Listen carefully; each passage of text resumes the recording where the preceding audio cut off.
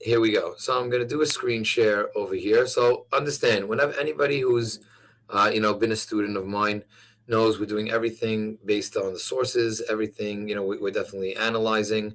We're definitely going to use the sources. You will walk away with something concrete, Be'ezrat Hashem, uh, in each class, but definitely this class is going to be a journey. This is probably the most asked rabbinical question that I get, believe it or not.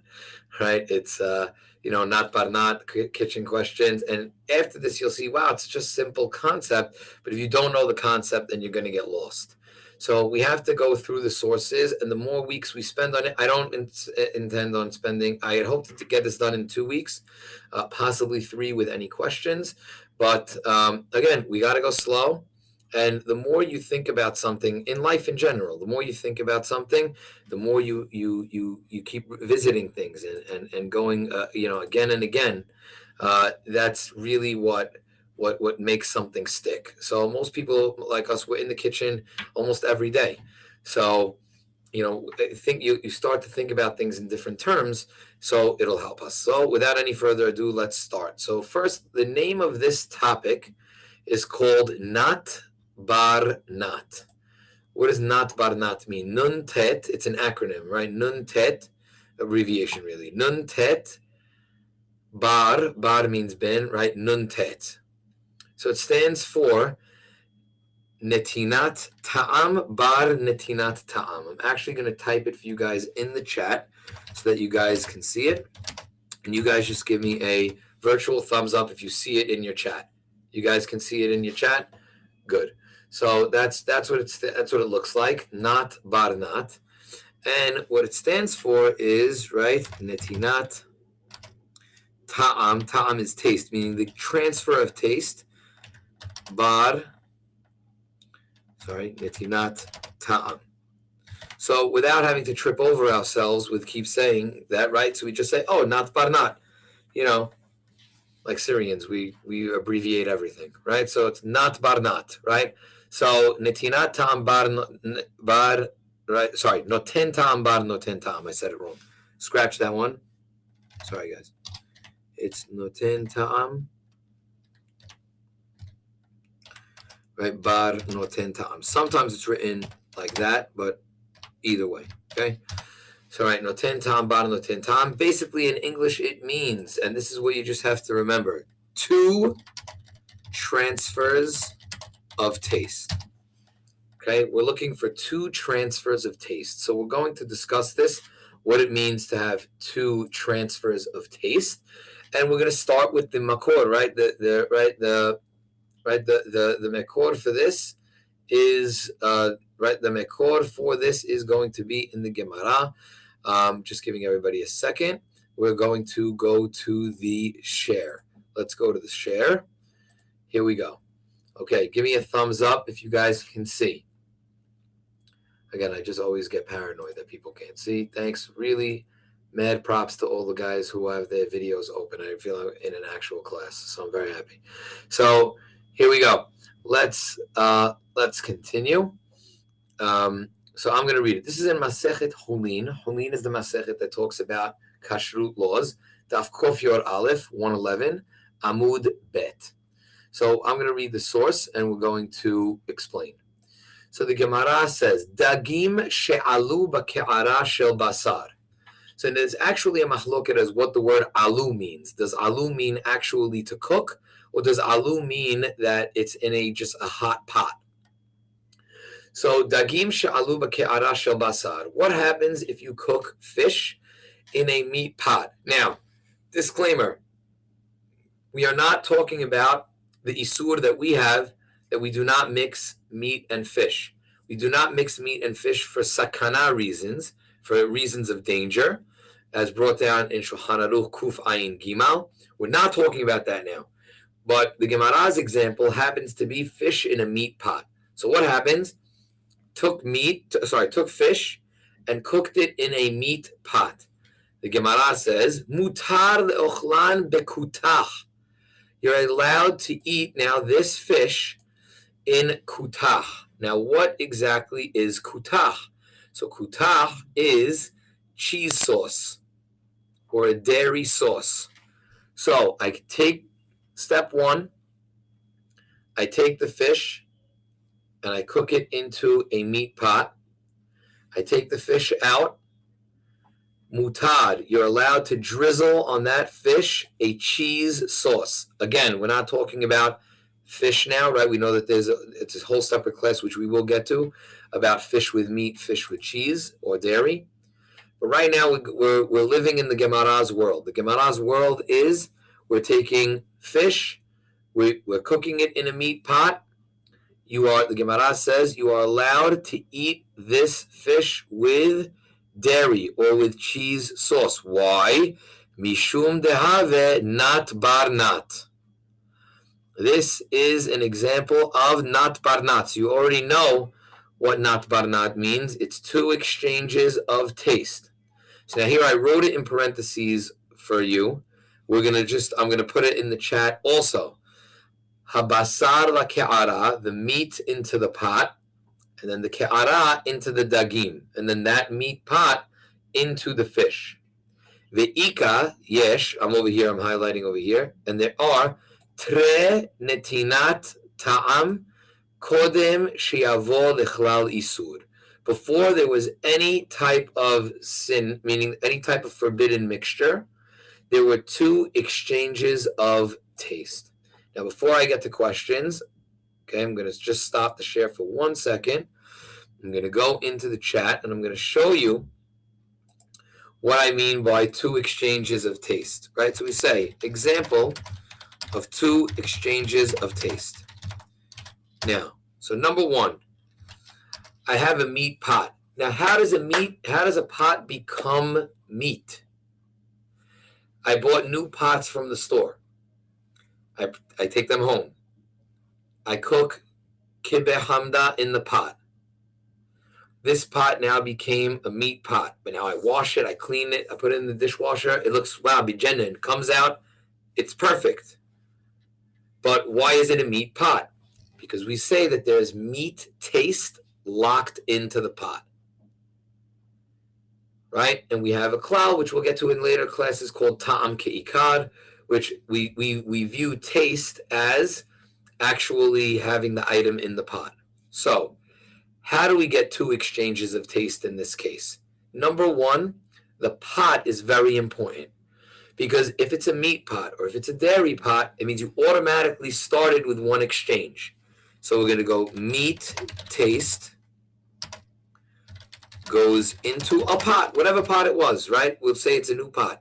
That's exchange number one. So once I'm sitting with a meat pot in my hand, right, you look at your cabinet, it's like, what is this pot? Is this meat? Right, it's a meat pot. What does that mean? There was a meat taste was infused in the pot, and that is one exchange. That's exchange number one. Now, I take the meat out, I clean out the pot. Now I want to take something parve. What's the example of the Gemara? Gemara is using fish. Let's step back from the fish for a second, clear our mind. Let's use the title of our class, potatoes. Raise your hand if you like potatoes. Love potatoes. I think I'm having potatoes tonight. Mrs. T, I think, is in the class. She can confirm, right, that we're having some potatoes tonight. So, good. We have potatoes. So now the meat taste goes from the pot into the potatoes. That's exchange number, everybody say it at home, shout it out, 2. So we're going to type it in, right? We're going to go meat taste gets transferred into the parve item getting cooked in the meat pot. We're going to put in parentheses potatoes. Okay, so the meat taste right gets transferred. I said goits. That's a very bad word. Right? I don't know what that is. Gets. There's no O. It's a typo. Right? Meat taste gets transferred into the parve item getting cooked in the meat pot. That's exchange number 2. Now, we're going to take a breath. We're going to let everybody process. and we're going to take questions. I see Ruthie and Jonah's iPad. So let's go with, we'll go with Ruthie, because fine. What's up, Ruthie? Hi. Okay. So, since it's called not bar not two things, let's say now after I cook the fish in the meat pot, can I put it on a dairy platter or is any of that meat We're flavor going to going to get to that. transfer? You don't even have to even get to the dairy platter because I'm actually allowed to put cheese on the fish. I know, but I'm saying like since the meat went into the fish technically, like the meat flavor taste, you said Right, transfer? so it doesn't matter. That's going to be yes. But I want to get you thinking the right way, meaning the Okay. platter is the least of my concerns. I'm basically telling you that you can put cheese on that fish. Right. Okay. Right? So then obviously by use of kal vachomer, right, we're going to be Assume that allowed it's fine. to put it Yeah. on the platter. Okay? Very nice. Got it. Let's go. If you guys can, thank God, Baruch Hashem, we have a lot of people here, so I got it. Let's see. Where is, I lost Jonah's iPad. Here we go. Jonah, you have a question? Okay, I don't think so. Anybody else have a question to this point? Yeah, Anybody Rabbi. have thought? Yes, Eileen. Sorry.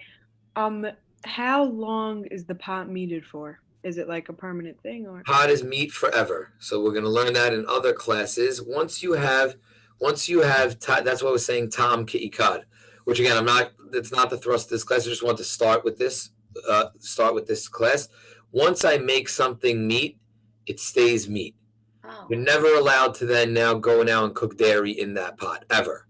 Now, if you make a mistake, then we're going to talk about other things come into play. 24 hours, but we're not there yet. That's the class on that, not barnat. The next topic we're going to do is called, it's very funny, notlap, noten tam lifgam. Everybody likes saying it because you got a tet in there, you got a pay in there, right? Noten tam lifgam. So, but yes, Eileen, good question. The pot is meat forever until you kosher it. Okay, Adele, kavod. Hi. So the potatoes are meat if you cook them in the dairy. I'm sorry, if you cook them in the meat pot. No, so right now, so wait, did you hear the beginning part, Adele? I didn't know when you came in. Yeah, and I was here. So right now, no, we're saying that that's allowed. Meaning, again, I have two transfers, and at the last piece that I'm going to talk about, two transfers, and the last transfer is something that's allowed. So then it's hard. So now you it's just like the fish. I could have dairy with the potatoes. Correct. Okay. Okay. Now we're going to see other details around it, and we're not just going to stop after these 15 minutes and say it's okay. It is okay, but we're going to see. We want to get it. We're going to get it solid. Let's go to Lisa. Lisa. Okay. Do you hear me?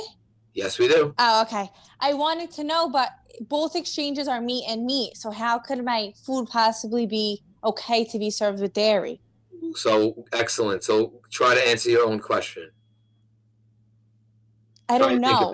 I'm trying to think because the meat taste is in the pot and then it's transferring into the food. So why isn't my food meat? So let me ask you a question. Ready? Do you have meat forks in your house? Yes. Okay. When was the last time you had meat for dinner? Last night? Last night. That's right. I don't know, Lisa. Did you have it? I'm thinking, yes, last night. Yeah, right. Okay. So now what happens? Now you're right. You're good at home, right? You clean the fork, right? Yes. You were to take that fork out now and lick it. Does it taste like meat? No. So where's the meat, really? Infused with the hot. So again, meaning it's more of a halachic constraint, right? That the rabbi said, no, you use this fork for meat, so now there's meat taste locked into the fork. How far do they want to take it? So this class is teaching you not barnat is how far they wanted to take it. When you went meat into this fork, right? Now, you waited 2 weeks, not even 2 weeks. Let's say tomorrow this fork is clean. Now you stick that fork into potatoes. Do your potatoes taste like meat? No. Good. So now we're thinking like that, meaning the ta'am, the concept of flavoring, transferring from food to utensil, and then utensil back to food, we have to see how far we wanted to take it. Now, for all you Ashkenazim at home, Ashkenazim are mahmir, are not barnat. They are strict on not barnat. So we're going to see that I'm going to have to give a disclaimer when we get up to the Ramah about what's the difference between Sfaradim and Ashkenazim. That's very important. You're making a Sheva Berachot for the family, and on the other family, they have a nice amount of Ashkenazi relatives, right? Or you actually married Ashkenaz, right? So now what happens? So at least I just want to make sure I answered your question. Are you good? Yes, thank you. Okay, we're going to go back to Eileen. Eileen. I'm good, Rabbi. I don't know. Okay, I got to lower your hand for you, and I'm going to assume Ruthie's good too. Ruthie, are you No, good? wait. Oh, no, No, I have another question. Yeah. Sorry. So, assuming that flavors, whatever, like this whole thing, let's say I put a meat and a dairy pot in the dishwasher. I know we're going to cover that later, but is that allowed? Or I'm am I going to cover gonna that assume- later. You got to so that's in Natlap. That's not here. That's in Okay. Noten Tam Livgam. We got to stay on point, okay? All right. So now, let's go back to the screen share. And let's do source number 2. So Rashi here, as I told you, he's just going to tell you that Alu means Lita Bashel. This Rivan, right, who was the son-in-law of Rashi, he says no, Alu didn't mean Bishul. Okay, we end up saying that we knock that out. Tosafot and the Rosh say, don't worry about it. It does mean that it's to cook. We're going on the fact that it is to cook. Let's go to the Rambam, source 4. Ke'ara she'achlu ba basar. You have a dish, a pot, that you ate meat in. Ubishelu ba dagim. And you cooked fish in that same pot. Again, like us. Otam dagim mutar le'ochlam bekutach. Black on white. You're allowed to eat those fish with the cheese sauce. Okay, so once the Rambam says it, guys, you're almost in checkmate. So just know, you could lock it in. I have a parve item that I cook in a meat pot. You're allowed to eat it with dairy. No problem. Now you even can sound ridiculously smart. You can be like, oh, dagim she'alu b'ke'ara. Oh, not barnat. Oh, the rivan. Oh, that's it. You just got to do that. You got to showboat a little bit. That's a little bit, but in the name of Torah, obviously. And you see that the Rambam is telling you outright that this is allowed. I'm going to take questions now in a minute because I see that a couple of hands went up, and then we're going to have to back into this Bedek Habayit because we can get lost in it. We're going to back up into the Bedek Habayit, but I just wanted to highlight that Rambam says it outright. So let's stop the share and let's go to questions. We're going to go to, all right, cousin Irene is first. Irene. Hi, Rabbi. I don't know if I missed it or if it's just obvious, but obviously it goes the other way too. If you're making something in a dairy pot and you put a meat sauce on it, we're saying the same thing, right? Correct. Meaning I took potatoes. I cooked the potatoes in a dairy pot. I can take the potatoes out and mix the potatoes with meat. Or serve it with a meat meal. That's for sure. I'm actually telling you put meat on the item. Love it. Thank you. Okay. Okay, great. Let's go to Margaret. Hi, Margaret. And thank you for turning on your video. We appreciate you. Oh, hi. Hi. I'm new to your class. Thank you. Nice. Welcome. I wanted to ask, does it apply to things cooked with onions? I I know excellent. the onions have a whole nother. So excellent. So that's where we're going to cover. Onions are going to be something new. But it's still going to, because again, it's not going to, we're going to talk about when onions reactivate something. It's a good question, but I need to give it a lot of background for that. But right now, it's all of these. Now, let's say there's a little bit of onions in the potatoes. It's fine. No problem. Okay, but how about like if you saute an onion and then you put spinach inside and then you want to make a Spanish with it? So we're going to have to see about that. Yes, it's most of the time we're going to be mahmir on that because that's in the concept of davar harif. What happens is that the onion or something that's pungent turns the exchange back into exchange number one. Okay, but we're going to want to keep track of that notes because I want to give a lot of background on that. Okay, and is onions the only thing that falls into that category? No, it could be jalapenos. Some poskim even say like pickles. Some like it's gonna depend. Okay.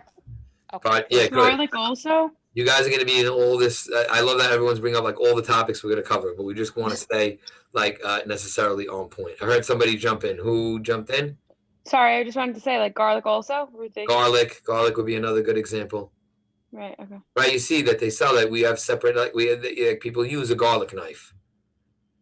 But we're going to see why that works and why that doesn't work. When it comes to, let's say, something that's parve and already it's cold, and then you want to, it's not going to reactivate it as if it's number one. We're going to see why. Right. So if it's cold, I don't need like for Right. So, but parve. again, let's not. I don't want to confuse everybody because there's a lot of background that we have to use for davar harif. Okay. Okay. Now, let's back into this bedek habayit. Okay. First of all, very cool. So, who was the bedek habayit? Does anybody know?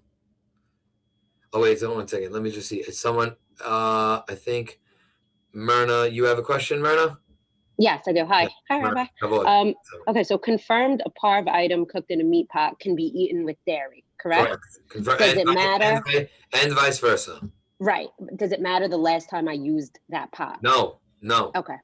That's why this is you can be cooking in back-to-back things. Okay. All right. Thank you. Well, the 24 hours thing only applies with negative taste, which is going to be another class that we're going to be doing. Okay, thanks. Okay. Let's go to, and I see Rachel. What's up, Rachel? Hi, Rabbi. Hi, Rachel. This may be a little bit of a stretch, but I feel like it could be connected. Let's say a non-kosher restaurant and they have a vegan menu, but they use the same pots. Is that excellent? It's also a question, and really no ten tam livgam. I should have maybe started there. This does not apply to any isur. Vegan restaurants going to be different. I'm going to give a whole class on just vegan restaurants. No, not vegan restaurant. If it's non-kosher, it's even 1,000 transfers doesn't help you out. Right. Okay. But meaning how we said, meaning when I was explaining to Lisa's question, she was trying to understand, like, what do you mean there's meat in the pot? It's not really the actual meat, it's taste. So let's say somebody, like, now they learned this law and they're like, okay, sick, let's go to, I don't know, Olive Garden, and we'll have the never-ending pasta bowl, and we'll have the shrimp. And but don't worry, all I asked for was regular pasta, not barnat. It was shrimp into the pot and then pot into the pasta. Doesn't work that way with something that's asur. Something which is isur, which is not kosher to begin with. You could do 1,000 transfers, it's still a sin. People don't realize that. Meaning, so let's say somebody I brought my own cheese, I brought my own this, I brought my own that. You brought it, but the vessel that's being used or the plates that you're eating on, it doesn't matter. That's still transferring. It goes even till up to 1,000. But then how is if you have in a meat pot fish and then you put cheese on it, how is that allowed? Because again, like I'm saying, meat and fish. So that's if the example of fish is getting you gas because we don't eat meat and fish together. It's for a separate reason. It's because we thought that it could cause a disease.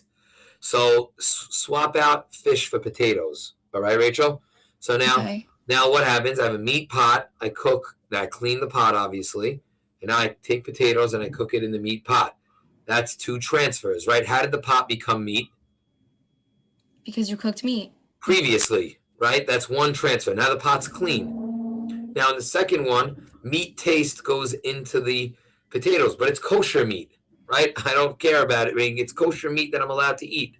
So the rabbi said, look, when it comes to how far are we going to take this? How far do we want to take the klal of that tam ki ikar, that taste is like the actual meat itself?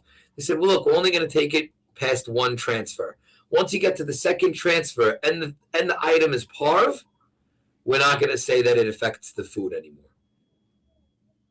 Okay. Thank you. Good. Was that clear or not really? Yeah, very clear. Thank you. Okay. Let's go. I still see we have some. Let's give somebody who didn't ask yet. So Rosie. What's up, Rosie? Hi. Does this apply to a meat oven? Like you're cooking meat in the oven now, so your oven is technically meated, and then you want to cook your potatoes in a metal tray or whatever? So it does. But it can't be. We're going to have to get careful. We're going to have, again, I'm so happy we picked this topic because everyone has the questions. When we talk about ovens, we're going to see that it can't be with the food in the oven at the same time. Meaning it has to be in separate shifts, right? That's why Sephardim can have 1 oven, but we're going to have to talk about how to use it. Okay? Okay. Let's go back to Margaret. Let's go, Margaret. I didn't have a question. It's probably from before that you said. Sorry. Okay. And Irene, you too? You have a question? It's from before. No, it's not from before. I thought of another thing. Yeah. So first of all, it makes common sense to me because we don't have parve pots, right? So if I want to make a vegetable soup and Think also about, this is an easy one where it helps with the concept. Who here likes tea on Shabbat? So I'm like a big tea guy on Shabbat. So which spoon do you use for the tea? Right. It doesn't matter, right? Because again, you're not making your tea meat, even or dairy, because you're allowed to. Another level, like if we'll eat an ices, that's dairy equipment, right? Like no, we're gonna put the stops on that right now. But you're exactly right, because that's how I wanted to close next week's class. You could take an ices that's dairy equipment and dip it into meat. Pour meat on top of it. You can take a steak and eat it with an Oreo. Let's put it that way. Oreo is dairy equipment? Yeah. Okay, perfect. Thank you, Rabbi. So that's, Victor's like, I'm trying that. Okay, let's go. I think it's Ruthie. 1 second. Wait, is Ariana, are you trying to ask a question, but you're not? No, okay, she's not. Let's go to Ruthie. Yeah, just something about the oven. Do you have to wait a certain amount of time? So again, that's only going to be between meat and milk right after the other. That's not barnat. It's not. It doesn't matter about English, parve after meat, right? Exactly. Correct. Okay, perfect. Yeah. Thanks. Okay. So we're going to have to stop here because that's the half an hour, believe it or not. We'll leave you guys wanting more for next time. We're going to do not barnat part 2. It's going to come with the practical application. We will get into a little bit of davar harif. Are there any clarifying points that anybody needs before this class is over? So we did 4 sources. Really, we did 2, but I'm saying we got up to source 4. But again, it's important to just, always be thinking about this now in your kitchen and see. Let's go to Ariana. You have a question? Yeah. Yeah. So you don't have to explain it in depth now, but I should not do this because I practice Ashkenaz. Right. If you're practicing Ashkenazim say that this is not only works b'di'avad if you made a mistake in the kitchen. You're not allowed to do this as a lechatechila. The next point when we do bedek habayit is going to be that for Sfaradim, you're allowed to do it even in the first place. Like on purpose, I can take my kibbeh pot and say, I want to cook my potatoes in this kibbeh pot and make for potatoes au gratin. And then take the potatoes out and put cheese on it because I like that pot. Right, and I can't do that. You can't. Sorry. This is a tough one. For Ashkenazim. So I have to know beforehand what I'm using, my vegetables, or exactly. My rice or whatever. Correct. Needed for that food. Correct. Great. Okay. Let's go. Everyone's free to leave now, but I'll definitely stay with questions. Let's go with Lisa. Lisa Kavod. So I know this only applies to pots. Does it apply to tins and glass? Glass I know, but I'm just want to clarify. Glass is not going to apply to, and a tin, yeah, if you're reusing the tin. But tin is like disposable. Does it make a difference if I reuse it for meat or for? I'm very confused. If you use the tin for something that was parve, but you never used it before. No, if I used it for meat. Now you want to reuse it for now. my vegetable. But you got to clean it out. You may, for as far as I know, like those tins, like all of the gravy and all of the stuff is going to be in the tin. How are you going to clean that up? If you could clean it off, then yeah, it's the same thing. Oh, okay, great. But you got to clean it well because you can't be cooking the vegetables. I will never. I'm just asking, like, in case of a hypothetical situation. Right, in case you're stranded and you have this one tin for the rest of your life. All right, good job. Thank you, Rabbi. Ruthie, it's a 3-question maximum, bro. No, it is after hours, so I know it's after hours. I know. I'm kidding. Wait. So, in contingency to Lisa's question, let's say I know when you did Pesach, you said that like aluminum foil is like doesn't count as a different layer. So let's say I laced the tin with aluminum foil and then I threw out that foil. Now basically the tin under is clean, right? Can I use it whatever? Or I still have to clean it. Again, when it comes to tin foil, I'm always very skeptical because maybe I just don't know how to handle tin foil or using my fingers, but they always rip. So if it rips, then that's considered that you're using the bottom. I don't see a point. And I think if I remember correctly, what you asked me with Pesach is people want, when they go away for Passover, they want to use the, now like these villas, they come with like their own grills, right? But those grills will have isur on it. You'd have to change the grates. It's very difficult. And you're like, no, Rabbi, I'm going to cover the grates with tinfoil. Oh, wow, that's an airtight solution. It's going to rip in 2 seconds. You're going to cover the entire grate with the tinfoil. It's very difficult. And even if you do that, it's very thin layer. I'm just not a fan. Again, that's me. And I have a question. So obviously I'm a Schwarzbard, but we don't actually follow Ashkenaz things. My mother-in-law, like especially, she's very like pro-Syrian, but I don't know where my father-in-law falls. So like, let's say if I'm having him for dinner, I should be following Ashkenaz rules, or you need to ask your husband. You follow the husband dictates the halachic terms of the household. So you have to ask your husband, are we following Sephardi in the kitchen or Ashkenazi? And we did, like rice on Pesach, I'd say, like we agreed. And then you're Sephardi, and then you're done. Take this one. But I'm saying, what do I do about my father? Don't ask too many questions, Ruthie. Your father, don't ask too. No, I'm saying, what do you mean? What do you do about your father-in-law? Your father-in-law is more strict than you, so don't cook. No, if I have him over, let's say, right, like good. I don't know. So then you have to be careful. Exactly like I said, you can't use this rule. Right. Okay. Because again, he's being more strict. Yes, Ariana. Sorry. We have to think of, isn't it at the end of the day, it's a custom as opposed to a halacha? Like if I go to my parents' house now, can I not eat in their house? No, you can, but I'm saying if you really want to do it, you have to just say, oh, with these vegetables, it may require a conversation and say, were these vegetables cooked with meat previously? Like, I doubt it's going to happen. Meaning, normally, they're inviting you over, right? They're inviting you over for Shabbat meal. So you're eating all the vegetables in that, right? I mean, Saturday night, you popped over and they're like, oh, I have the extra string beans from Shabbat, right? So that's when you have to be more careful. You have it easier. Ruthie has it tougher. She's wants to invite her father-in-law over, and then she has to be careful not to cook the string beans in the meat pot. If he's following that, you understand? Meaning he has to be sensitive to that.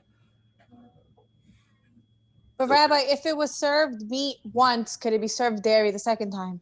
Yeah, as long as it was parve, it's fine. Oh. Yes, meaning if I just served string beans with my Friday night meal, so I cooked it in a meat pot, I served it in a meat platter. Does it matter? No, this is parve. Is it parve if my meat fork went in it? Yeah, Lisa Rohi. Of course, it would be. I'm so like this. I'm just saying, but why would the third hand meat spoon be any different than the meat pot you actually cook the beans in? Oh, okay, so fine. So yes, good. I just want to make sure that the concept's there.